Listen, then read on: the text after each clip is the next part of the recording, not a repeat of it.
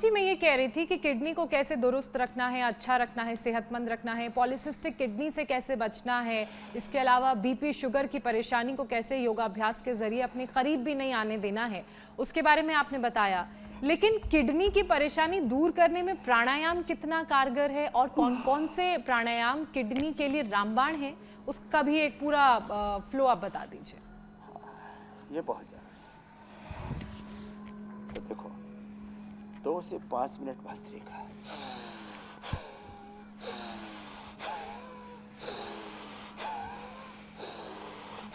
मैं देखता हूँ करीब 50% ऐसे लोग हैं जो कठिन योगासन नहीं कर सकते। आफ्टर 50 हल्के फुल्के थोड़े योगासन कर लेते हैं, वो प्राणायाम ही करते हैं, टीवी लगा लेते हैं और सुनते रहते हैं, और उससे उनको जीवन के भी बहुत से सूत्र मिलते हैं। स्वास्थ्य के सूत्रों के साथ साथ उनका सत्संग भी हो जाता है, और उनके लिए ये पूरा आयोजन ना एक तरह से उनका नाभिकीय तत्व बन गया, उनका चाहे एक आत्मीय तत्व बन गया।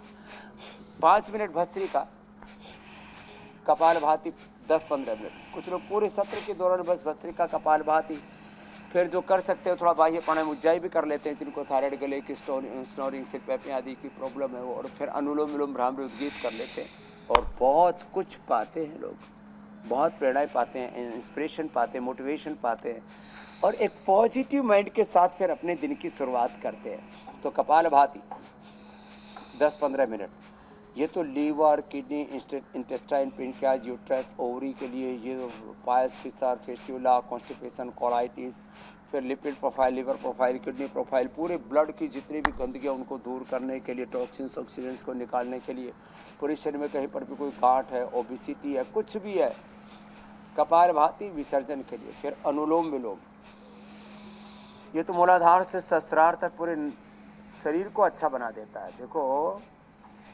किडनी की समस्या लंबे समय तक रहती है तो पूरे शरीर की नस नाड़ियाँ भी कमज़ोर पड़ जाती है। किडनी के 3 बड़े दुष्प्रभाव होते हैं। एक तो चलो शरीर में वाटर टेंशन हो जाता है, और फिर सारे शरीर में इन्फ्लेमेशन, इन्फेक्शन होने के चांसेस बढ़ जाते हैं।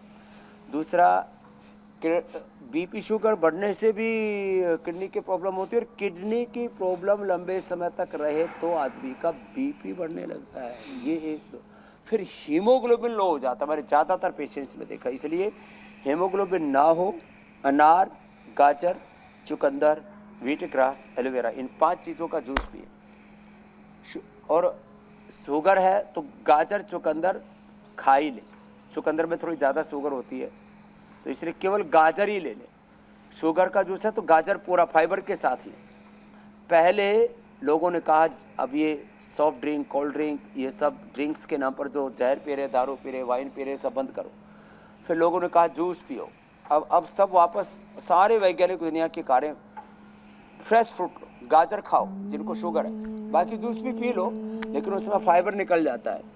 तो जो भगवान की रचना है ना, उसको समझ करके प्रकृति के साथ जो एक सामंजस्य है वो बहुत ज़रूरी है। तो गाजर का जूस पिलेंगे तो क्रिएटिनिन की प्रॉब्लम भी, या गाजर खाने से शुगर वालों को लो हीमोग्लोबिन की प्रॉब्लम भी नहीं रहेगी। तो कपालभाति बहुत ज़रूरी है, और अनुलोम विलोम सारी नस नाड़ियों को अच्छा कर देता है। तो ये, और फिर भ्रामरी उद्गीत स्ट्रेस लेवल को कम कर देता है। इन्हीं की बढ़ने से तो ये किडनी की प्रॉब्लम बढ़ती है मेरी बहन। और स्वामी जी, अब वक्त हो गया है कि सवालों को शामिल कर लिया जाए। हो गया रे राम, मैंने घड़ी की तरफ देखा। जी जी जी। और पहला सवाल स्वामी जी आशी का है, वो अपने पिताजी के लिए सवाल पूछ रही हैं। उनके पिताजी का ट्राइग्लिसराइड बढ़ गया है, अब इसे कैसे कम किया जाए? ट्राइग्लिसराइड उनका बढ़ा हुआ है।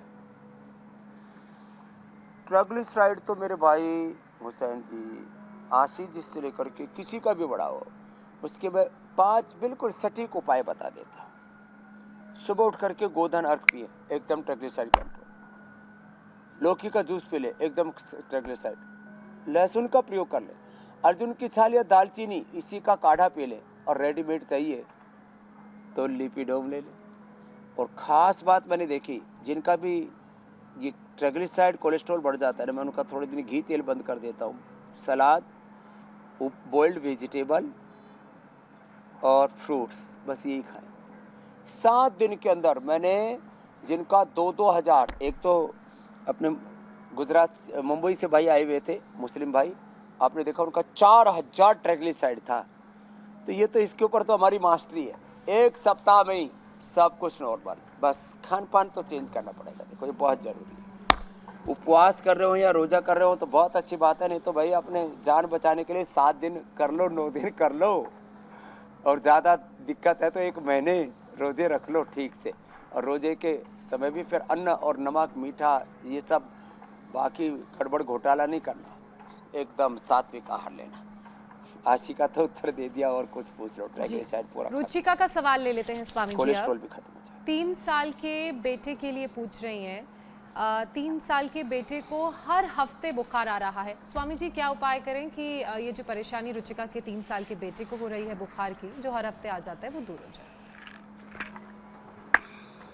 देखो ये गिलोय घनवटी और गिलोय घनवटी एडवांस ये हमने सबको उपलब्ध कराई है। बार बार जिन बच्चों को बुखार हो जाता है, अब तो इस महीने यहाँ तो पतंजलि में उपलब्ध करा दिया, अभी ऑर्डर में ऐप से मंगा सकते हैं ऑर्डर करके। बाकी अप्रैल महीने के अंत तक हम पूरे देश में दे देंगे फीवोग्रिट फीवर के लिए, टाइफोग्रिट टाइफाइड के लिए, जैसे हमने कोलोग्रिट रिनोग्रिट किडनी के लिए, कोलाइटिस के लिए, आंतों के लिए बनाया ना, ऐसे गिलोय अपने आप में, गिलोय तुलसी अपने आप में परम औषधि है बुखार के लिए। तो गिलोय घनवटी खा लिया, गिलोय घनवटी एडवांस खा ली। ज़्यादा ही फीवर है तो थोड़ी दिनों तक जो है उनको सुदर्शन घनवटी या ज्वरनाशक वटी भी दे दे।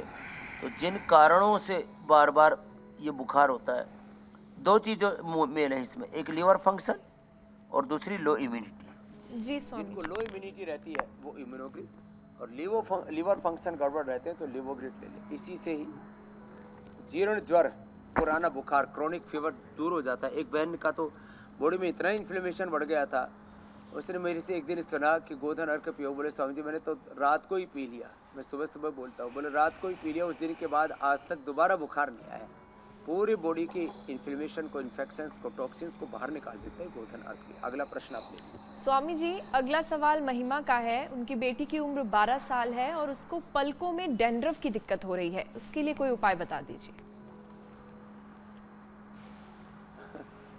तो देखो महिमा जी, ये डैंड्रफ की महिमा भी है कि यहाँ से आकर के पलकों में भी आ जाता है, फिर लोग ऐसे ऐसे खुजाते रहते हैं, ऐसे ऐसे। तो एक तो त्रिफला से आईवास करे, त्रिफला से एक तो आईवास करे, और जो है आँखों में सौम्य दृष्टि ये ड्रॉप डाल लें, और कोई इस पर कोई दवाई लगाने की ज़रूरत नहीं है। खाली आप सोते समय थोड़ा नारियल का तेल लगा लीजिए। नारियल का तेल लगा के हल्का ऐसे ऐसे है, नाखून बार बार लगाने से फिर वो इन्फेक्शन हो जाता है। तो ये उपाय कर ले। और जिनको भी डैंड्रफ है, मैंने देखा उनके शरीर में खुश्की रहती है, उसके लिए क्या करें?